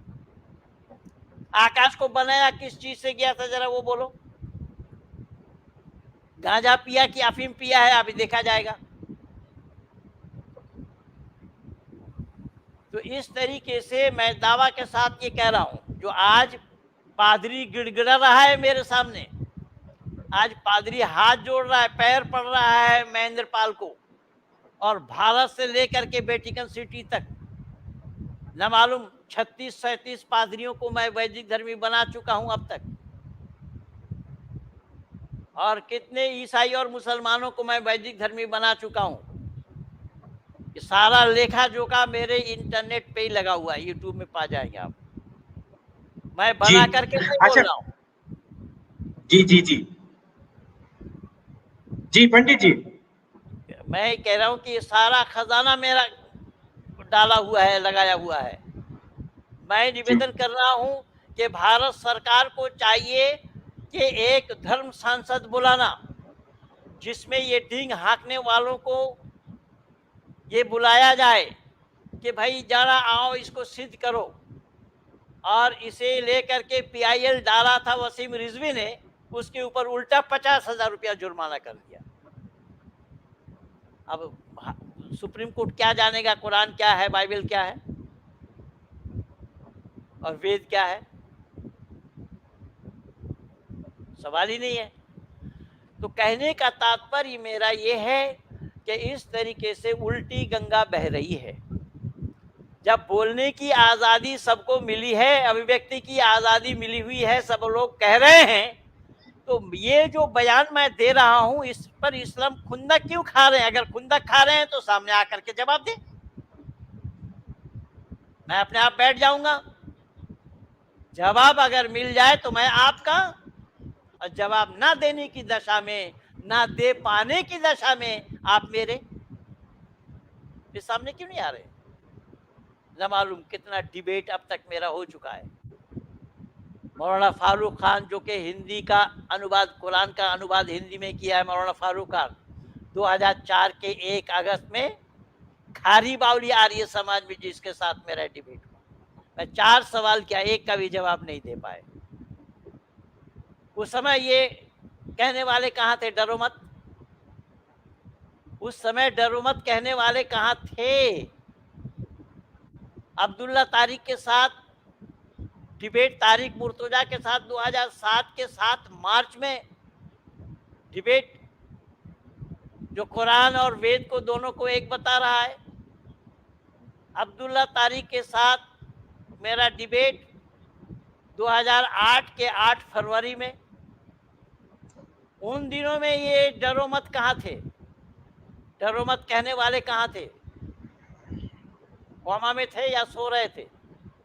आज एक जो बहुत बड़ा काम मैं आप लोगों को प्रमाण के साथ दे रहा हूं,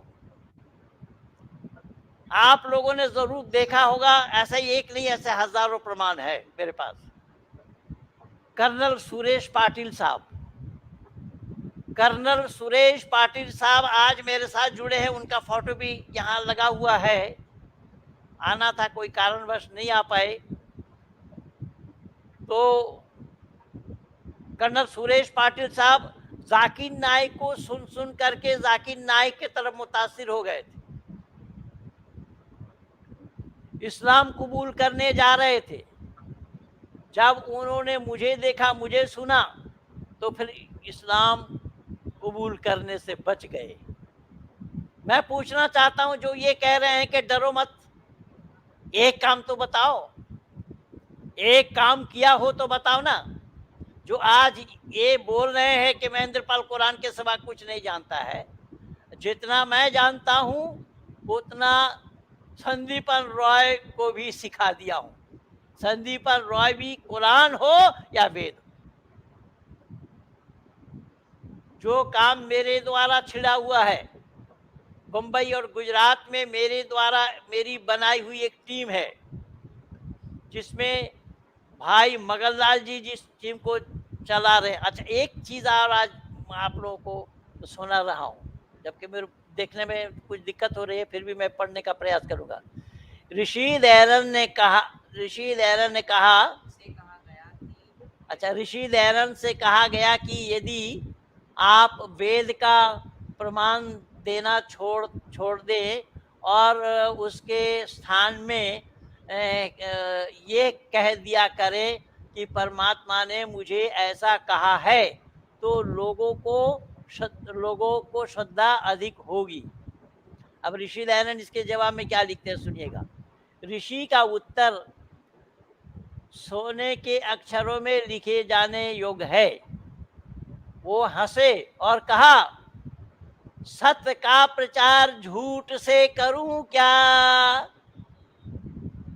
ये पंडित चमुपति एमए ने लिखा है।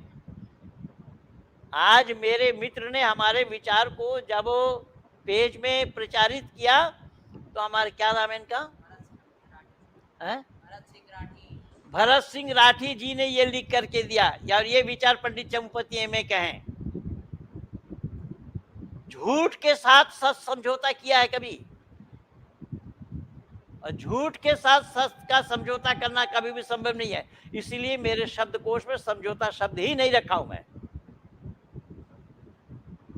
ना समझौतावादी लोगों को होना चाहिए, स्टेट का सत्य बोलना चाहिए। सत्य से ही विद्वानों का रास्ता प्रशस्त होता है। सत्य में विजयते ननितम सत्य न पंतावी तो देवी याना।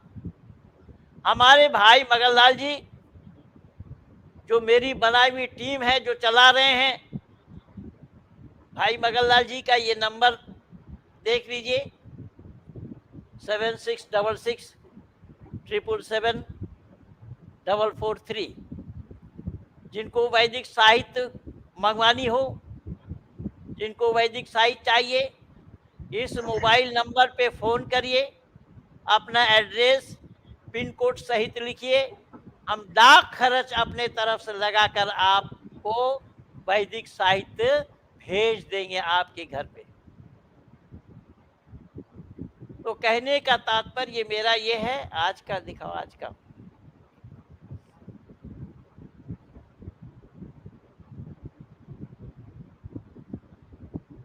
मैं पूछ रहा हूं। आज तो धन बटोरने के लिए धनवानों को बुला रहे हैं लोग, और मेरे जाने पर धनवान वहां विरक्त होते कि धनवान के साथ मेरा विरोध है, जबकि कोई विरोध नहीं है। मैं बोल चुका हूं, मेरा किसी से कोई विरोध नहीं है। अब वो कह रहे हैं कि आपके आने से शायद हमारा काम बिगड़े। भाई, मेरे जाने से तुम्हारा काम बिगड़ेगा, इसीलिए उसने टिकट ही कैंसिल कर दिया। तो ये धन के पीछे भागे फिर रहे हैं। लेकिन मैं निवेदन कर रहा हूं कि ये काम तो किसी ने किया हो तो बताओ। बंबई में इतने बड़े बड़े सेठ लोग हैं और सबसे पुरानी आर्य समाज का जन्म भी उसी बंबई में हुआ था।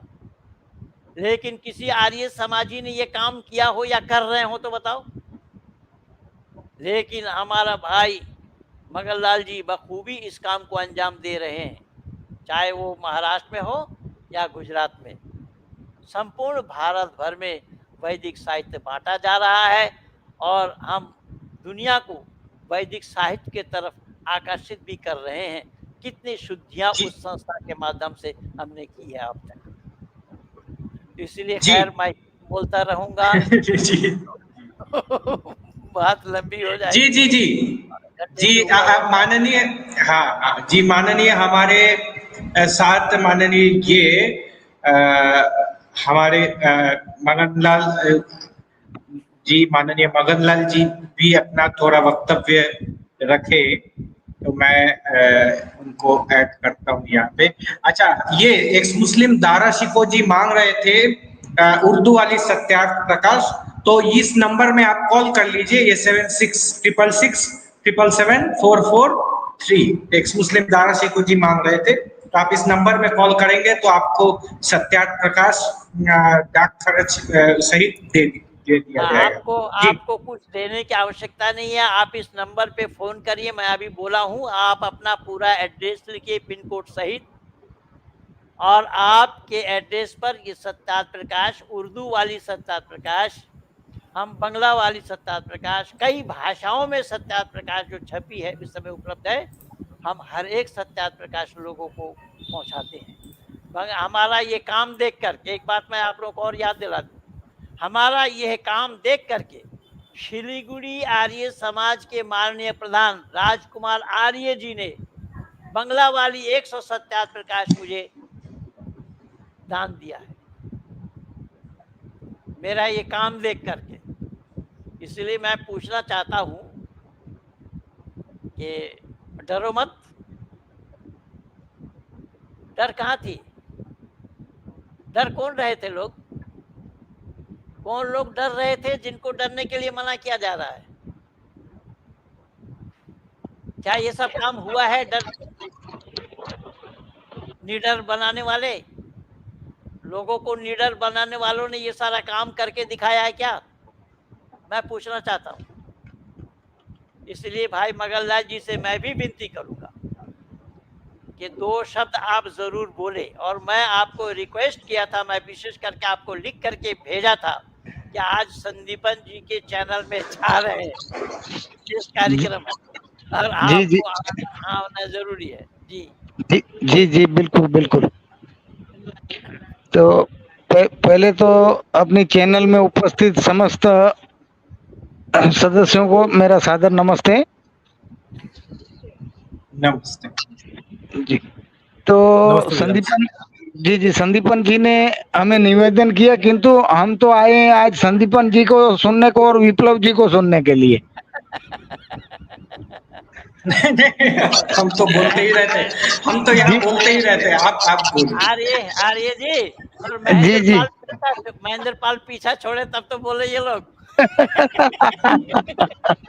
जी जी जी जी जी जी। लेकिन आप वो भोला के लिए भी जरूर 2 शब्द बोले। भोला को जो मैं तैयार किया हूँ संदीपन राय जैसा ही है भोला भी। जी बिल्कुल बिल्कुल संदीपन जी, ये भी आपके उधर से ही है और बिल्कुल आपके समान ही ये कुरान को और वेद को ठीक जैसा आप जानते हो वैसे ही वो जान रहे हैं। और यहाँ पे जो भी पंडित जी के द्वारा कोई मुल्ला हमारे साथ में आता है तो उसके साथ में वो शास्त्रार्थ करने के लिए हमेशा तत्पर रहता है।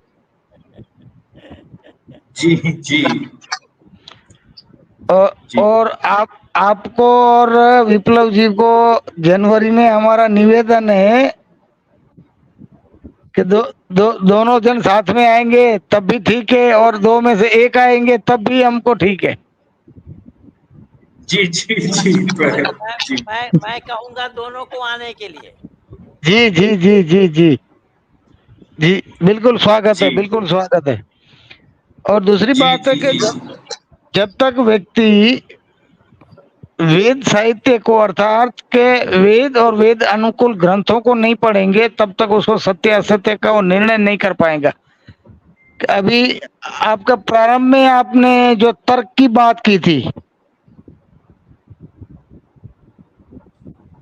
संदीपन जी ने जी कि बिना तर्क किए हुए हम सत्य तक नहीं पहुंच सकते हैं। तर्क भी सत्य तक पहुंचाने का एक सहायक साधन है, किंतु तर्क को यदि प्रमाण मिले तब तर्क है, अन्यथा वो खूब तर्क है। जी जी जी हाँ, प्रमाण के साथ यस तर्केन अनुसद्धत सधर्म वेदेन तरह। जी जी जी तो जब उसको प्रमाण मिल जाता है तो वो बलवंत हो जाता है वो तर्क, और प्रमाण को पुष्ट करने के लिए तर्क होना चाहिए। और हमारे यहाँ पे जो लॉजिक की बात कर रहे हैं तो लॉजिक और तर्क में अंतर है। लॉजिक होता है गणित में और तर्क होता है विज्ञान में। मैथमेटिक्स और विज्ञान दोनों में अंतर है। तो प्रत्येक विषय को समझने के लिए हमें चिंतन मनन करना चाहिए, और चिंतन मनन के लिए हमें स्वाध्याय करना चाहिए अथवा विद्वानों के साथ में सत्संग में जुड़ना चाहिए, जिससे कि हमें सत्य की सही परख हो। जी जी जी जी जी जी जी बहुत बहुत हाँ बहुत बहुत तो मैं चाहता हूं कि कुछ हम विप्लव जी से सुने। हाँ हाँ विप्लव दा आप कुछ कहिए, फिर मैं माननीय ब्रह्मराक्षस जी के नमस्ते। पास भी आऊंगा। हमें सुनाई दे रहा है? जी जी जी हाँ जी हाँ जी हाँ बोलिएगा जी तो भैया। सुनाई देगा, बोलिए आप। अच्छा, अभी एक नहीं, आवाज क्लियर है कि नहीं यही जानना था। हाँ ठीक है, बिल्कुल अच्छा, एकदम। तो मैं बोल रहा हूँ, इधर एक्स मुस्लिम नाम का एक था दावासी को, जिसने एक सवाल पूछा है कि पंडित जी आपने तो बाइबल के बारे में बता दिया, कुरान क्या पी का लिखा है? कुरान तो मैंने एक स्क्रीन शेयर किया हूँ, हाँ हाँ कुरान की क्या पी कर लिखा है। तो मैंने एक स्क्रीन शेयर किया हूँ, थोड़ा उसे देख लीजिए, शायद दिखाई दे रहा है सबको। तो कुरान ये पी है करके सूरत लिखा ताहा या की। खा करके लिखा होगा तो आप तब तो 1.5 घंटा तक, मतलब 1 घंटा 21 मिनट तक मैं बोला हूँ इसी पर ही। तो हाँ, उसी पे तो मैं जवाब दे उस रहा हूँ। पर ही तो खाया या तो पिया। अगर देखेंगे सूरत ताहा को अगर देखेंगे तो सूरत ताहा के 44 नंबर आयत में ये है कि जबकि एक बात है कि आलिम उलेमा लोग और बहुत सारा तफसीर में भी हमको दिखाया देता है और सारे किताबों में दिखाया देता है कि वो कहते हैं जो मामले में वो डिसीजन नहीं ले पाता तो अल्लाह के ऊपर छोड़ देता है। वल्लाहु आलम, वल्लाहु आलम, अल्लाह बेहतर जानता है। बेशक अल्लाह बेहतर जानता है। तो यहाँ खुद अल्लाह भी कंफ्यूज में रहता है। कैसे? तो अगर इस आयत को हम देखते हैं तो अल्लाह भी शायद शब्द का यूज करता है, मे भी। अल्लाह अपने आप पे कंफ्यूज है, वो भी कहते हैं वल्लाहु आलम। तो अब कुरान क्या पी कर लिखा है ये आप खुद ही अंदाजा लगा लीजिए। पिया है क्यों, खाया भी तो हो सकता है। हाँ, दोनों में से एक तो होगा ही। तो पहले पंडित जी आपने एक सवाल पूछा था कि मतलब अल्लाह को मानना है तो रसूलुल्लाह का क्यों मानना है, तो यही है सवाल। क्योंकि अल्लाह खुद कॉन्फ्यूज है, फिर किसके पास मुसलमान लोग जाए, इसीलिए। जी जी अच्छा ठीक है विप्लव दा, मैं सबको ये, क्योंकि एक स्ट्रीम ब्रह्म राक्षस जी का भी स्ट्रीम है। जी माननीय ब्रह्म राक्षस जी, आप अपने वक्तव्य कुछ रखिए, फिर हम इसको एंड करेंगे। पार्थ जी भी रखेंगे, थोड़ा अपना वक्तव्य रखिए, फिर हम इसको एंड नहीं करेंगे। भैया, आप आराम से स्ट्रीम करिए। इनफैक्ट मैं स्ट्रीम ऑन करके बता दूंगा, क्योंकि हमारे गुरु जी आए हैं तो यहाँ जुड़े तो बेहतर है। यहाँ बहुत कुछ सीखने नहीं को नहीं मिलेगा अभी सबको। नहीं जी, आप अपना वक्तव्य दो रखिए, मैं इसको क्लोज करता हूँ कुछ देर। जी भैया, अच्छा बहुत बहुत धन्यवाद सर, बहुत अच्छा लग रहा है आपसे मिलके। हमारे आर्य जी, और नमस्ते सर आपको। और आप लोगों का बहुत आदर है, आप लोगों ने हमारी संहिताओं को बचा रखा है, और आप लोग जो कार्य कर रहे हैं सर बिल्कुल सराहनीय है। और एक छोटा सा मैं आपका कमेंट चाहता हूँ आर्या जी, कि ये जो हमारे स्टालिन जी ने आज कहा है कि सनातन धर्म को इरेडिकेट कर देना चाहिए इंडिया से, सर उस पर 2 वर्ड्स चाहता हूँ बस आपके एक बार। जी पंडित जी, 2 शब्द आपके बोलिए। स्टालिन जिसको सनातन के बारे में पता ही नहीं है, सनातन शब्द का अर्थ यही है कि ना नूतन ना पुरातन, जो शाश्वत है, आदि सृष्टि से है और रहेगी अंत तक। सूर्य चंद्रमा सौधाता यथा पूर्वम कल्पयत, कि पहले भी था, अब भी है और आगे भी होना है, आगे भी रहना है। तो कहा किसको सनातन मान रहे हैं? कौन जानता है सनातन धर्म को? उसको बुलाइए, स्टालिन हो या ऑस्ट्रेलिया हो, जो हो तो तमिलनाडु का जो जानना जी मुख्यमंत्री। जी जी जी यही तो मैं बोला ना, हयात में ये लोग अभी गए थे ना ठहरने के लिए, हयात में कितना खर्चा किया है और वहाँ भिंडी का भाव बता रहा है। एग्जैक्टली ये उसी अलायंस का हिस्सा है जिन्होंने जो है मतलब तो इंडिया के नाम पे अलायंस का नाम रखा हुआ है। मैं तो बाबू कल बोल दिया हूँ अपने एक वीडियो में, मैंने बोला कि एक तरफ माननीय प्रधानमंत्री नरेंद्र भाई मोदी जी अकेले हैं और बाकी भारतवर्ष के सारे विरोधी नेता हैं, लेकिन फिर भी वो मुकाबला किए जा रहे हैं। मेरे साथ भी घटना ठीक यही है कि एक तरफ महेंद्र पाल है और दूसरी ओर समग्र आर्य समाजी है। बिल्कुल सर, बहुत बहुत धन्यवाद दादा। जी जी प्रणाम। हाँ अच्छा, ये पार्थ जी आप अपना वक्तव्य रखिए, फिर हम खत्म करते हैं इसको आज की तरफ। जी दादा नमस्ते, सभी नमस्ते। पंडित जी नमस्ते। नमस्ते नमस्ते आर्य जी। जी मुझे भी अच्छा लगा आज आपको सुन के। मैं वैसे आपकी वीडियोस भी डेली सुनता हूँ। पास्टर कैरी वाला मुझे बहुत बेहतरीन लगा था, आपने सही मजा चखाया था उससे। और जैसे पंडित जी, मेरा काम भी ईसाइयत पे ही है, मैं ईसाइयत के ऊपर काम कर रहा हूँ अभी। जी जी, ये क्रिश्चियनिटी पर काम करते हैं और ये भी आर्य ही है और क्रिश्चियनिटी को ये धो रहे हैं। इनका रोज सोमवार को कार्यक्रम रहता है और ये भी अच्छे से धुलाई इनका भी चालू है। जी वो जेम्स भी आता है पंडित जी, जेम्स जो है ना, हाँ वो भी आता रहता है और उसकी भी ठुकाई होती रहती है। जी इनके चैनल पंडित जी बहुत बड़ा नमूना है जेम्स। जेम्स तो हम लोग के पास कई बार हारा है। पंडित जी वो गीता और बाइबल को एक बोलता है, श्री कृष्ण जी को जीसस बोल देता है। बहुत बड़ा नमूना है। गलती नहीं, खाली उनकी गलती नहीं है, ये इस्कॉन वाले भी यही कर रहे हैं, ये प्रभुपाद स्वामी भी यही कर रहे हैं। मुसलमानों में जाते हैं तो मोहम्मद को श्री कृष्ण बताते हैं और ईसाइयों में जाते हैं तो यीशु को कृष्ण बताते हैं।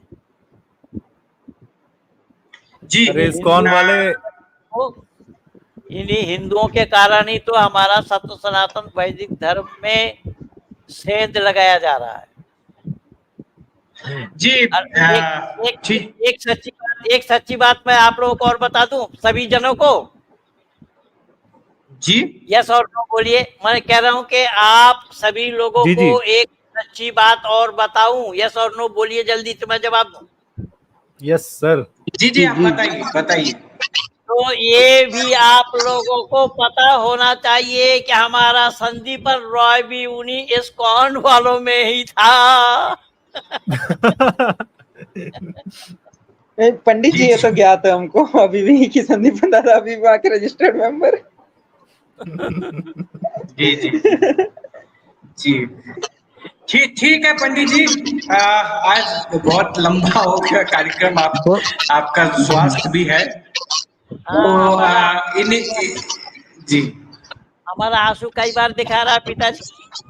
जी एक घंटा जी जी जी तो इन्हीं से आपका सबसे पहले तो आपका शुक्रिया अदा करूंगा और साथ साथ हमारे आपके चैनल में जितने भी जुड़े हैं सभी महानुभावों का मैं शुक्रगुजार हूं कि एक आवाज में आप लोग अपना समय, कीमती समय को दिया है हमारे यहाँ पर। और ज्यादातर विचार तो मेरे ही थे, मेरे विचारों को आप लोग सुनने के लिए यहाँ उपस्थित हुए हैं। तो मैं इसी तरीके से खरा बोलता हूँ या इसी तरीके से सत्य बोलता हूँ। मैं सत्य के सिवा कुछ नहीं बोलता। ऋषि दयानंद ने सत्यम वदिष्यामि ऋतम वदिष्यामि से शुरू किया सत्यार्थ प्रकाश को। जी और आप सब लोगों से मैं हाथ जोड़ करके यही विनती करूंगा कि सत्य को धारण करने में और असत को छोड़ने में सर्वदा उद्यत रहना चाहिए। ऋषि दयानंद भी बतला रहे, सत्य को बोलना और बुलवाना, असत को छोड़ना और छुड़वाना मैं अवश्य समझता हूँ। तो आप सब लोग भी ऐसा ही सत्य को बोलिए, औरों से बुलवाइए, असत को छोड़िए, औरों से भी छुड़वाइए। आप लोगों से यही विनती है मेरी। जी जी तो ठीक है, इन्हीं शब्दों के साथ मैं अपने वाणी को यही विराम देता हूँ। और पंडित जी और माननीय आर्य जी को बहुत बहुत धन्यवाद जुड़ने के लिए। इन्हीं शब्दों के साथ बोलिए भारत माता की जय। जय जय जय जय।